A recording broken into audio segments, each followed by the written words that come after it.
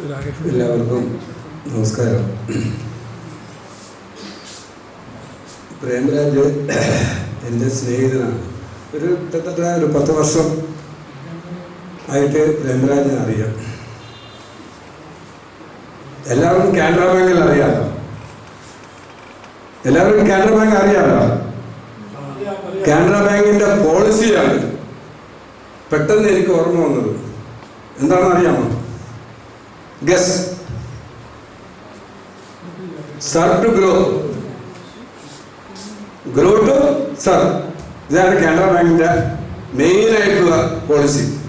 എല്ലാ ബോർഡിലും കാണും. പെട്ടെന്ന് ആ കാര്യമാണ് പ്രേംരാജിനെ പറ്റി എനിക്ക് പറയാനുള്ളത്. പിന്നെ 8 അക്ഷരമുണ്ട് ഇംഗ്ലീഷ് വേർഡ്. എല്ലാവർക്കും ബാധകമാണ്.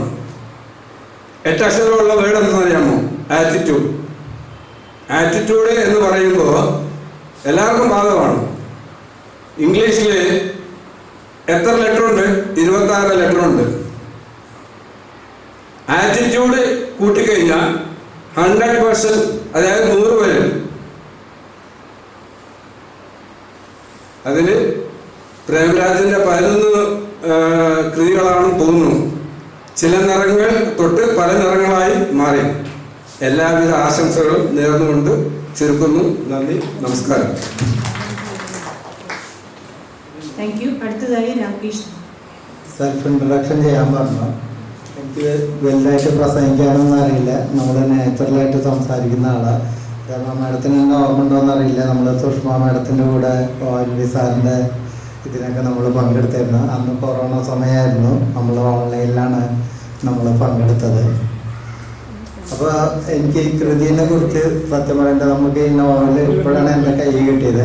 അപ്പം നോവലിനെ കുറിച്ച് സത്യം പറയാൻ വെച്ചാൽ എനിക്കിപ്പോൾ ഒരു ഐഡിയ ഇല്ല. പക്ഷേ ഇവിടെ കുറേ പേര് സംസാരിച്ച് അതിൽ നിന്ന് മനസ്സിലായത് ഒരു കുട്ടികളുടെ ബുക്കാണ്. കുട്ടികളുടെ പ്ലസ് അഡൾട്ട്സ്, കുട്ടികളെയും കൂടി അട്രാക്ട് ചെയ്യുന്ന രീതിയിലാണ്.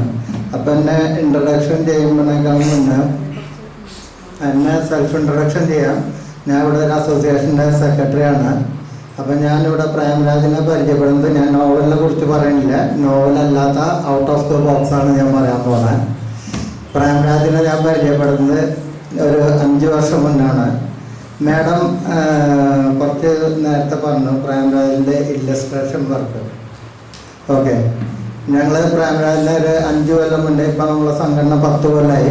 നമ്മളൊരു 5 കൊല്ലം മുന്നാണ് പ്രേംരാജിനെ രമേശ് സാറ് പരിചയപ്പെടുത്തിയിരുന്നത്, പ്രവാസി മലയാളി അസോസിയേഷൻ. അപ്പോൾ നമ്മൾ ഒരു മാഗസീൻ ഇറക്കണമെന്ന് നമ്മൾ 5ാമത്തെ കൊല്ലമായപ്പോൾ നമ്മൾ തീരുമാനിച്ചു. സാധാരണ മാഗസീൻ എന്ന് പറയുമ്പോൾ ബുക്കായിരിക്കും. നമ്മൾ ഒരു മാഗസീൻ എന്ന് പറയുമ്പോൾ പണ്ടത്തെ ഒരു കോൺസെപ്റ്റും കാര്യങ്ങളൊക്കെ.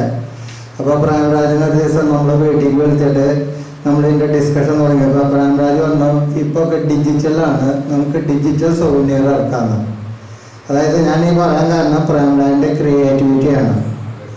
കാരണം നമുക്ക് ആ തോട്ട് ഉണ്ടായിരുന്നില്ല. പ്രേംരാജാണ് പറഞ്ഞത്, രാകേഷിനെ നമുക്ക്, കാരണം കുട്ടികൾ പാട്ട് പാടുന്നതും നമുക്ക് ബുക്കിൽ വരില്ല. കവിത അല്ലെങ്കിൽ നോവല് അതൊക്കെ ആയിരിക്കും നമുക്ക് ബുക്കിൽ, അല്ലെങ്കിൽ ചിത്രം വരാം.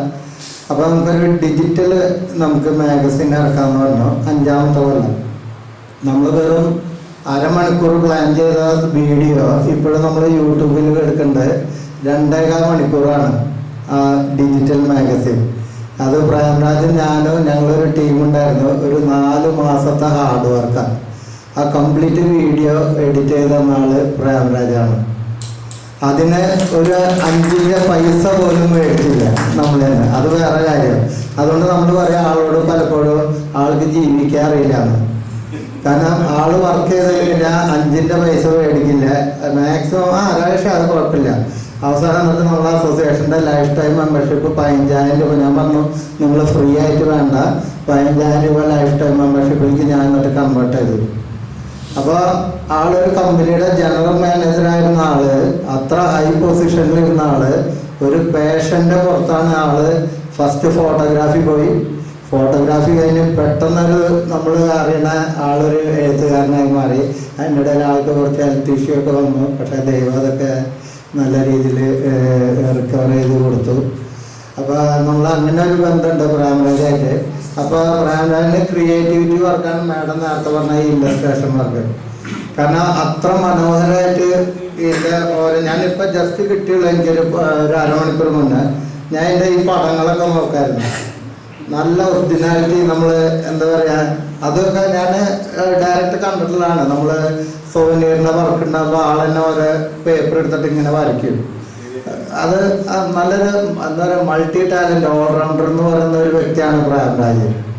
ഓക്കെ, പിന്നെ ഇതിലെനിക്കൊരു സജഷൻ കൂടി ഉണ്ട്, 2 വാക്കും കൂടി. ഇതിൽ രാകേഷ് എന്ന് പറയുന്ന ഒരു കഥാപാത്രം വില്ലനാണോ ഹീറോ ആണോ? എൻ്റെ പേരാണ്.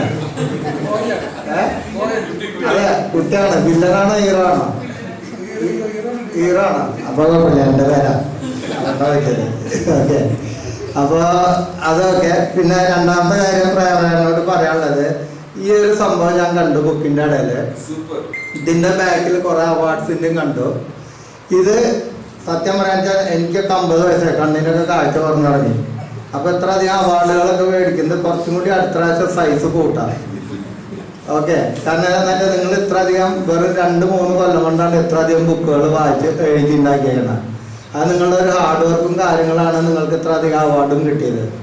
അപ്പോൾ ഇത് ജനങ്ങൾ അറിയണം. കാരണം ഇതിപ്പോൾ ഞാൻ വെറുതെ പറഞ്ഞാണ് ഇങ്ങനെ നോക്കി എനിക്ക് വായിക്കാൻ പറ്റും. അപ്പോൾ അടുത്ത പ്രാവശ്യം ഒന്നും ഇത്തിരി സൈസ് കൂട്ടാം. അതിൻ്റെ പ്രിൻറ്റിങ് കാശ് വേണമെങ്കിൽ ഞാൻ തരാം.